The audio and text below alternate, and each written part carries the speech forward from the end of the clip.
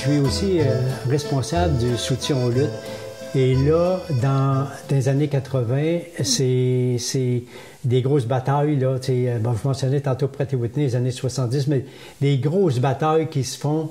Et mon intervention, c'est d'aider les gens à s'organiser, les syndicats à s'organiser pour faire la bataille.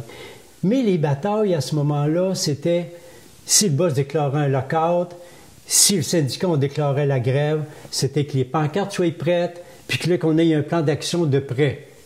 Mais bon, Yann, on arrivait toujours comme la décision était prise. Il y a toujours une question de sauver la face de l'autre côté pour... Alors, il y avait cette résistance-là. Moi, ce que j'ai contribué à développer, c'est la mesure de prévention. Autrement dit, on chauffe la barrique avant que le feu pogne. Donc, les moyens de pression. Les moyens de pression, du moment que commence la négociation.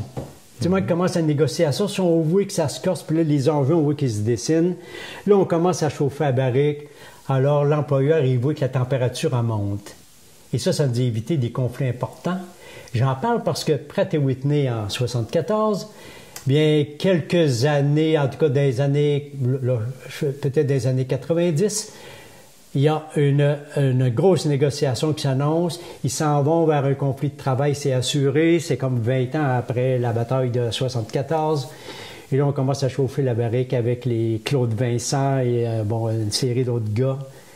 Et en bout de ligne, il n'y a pas de conflit de travail.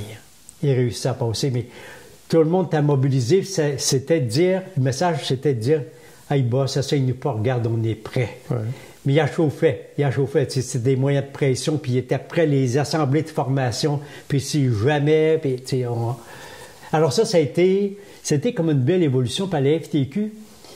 Moi, je donne ce crédit-là à nos dirigeants et nous laisser aller. On pouvait faire des expériences de même. Et il y avait ce mouvement-là au Conseil du travail de prévenir, d'essayer d'être un peu à l'avant-garde, puis de voir venir les coups, mais surtout des éviter.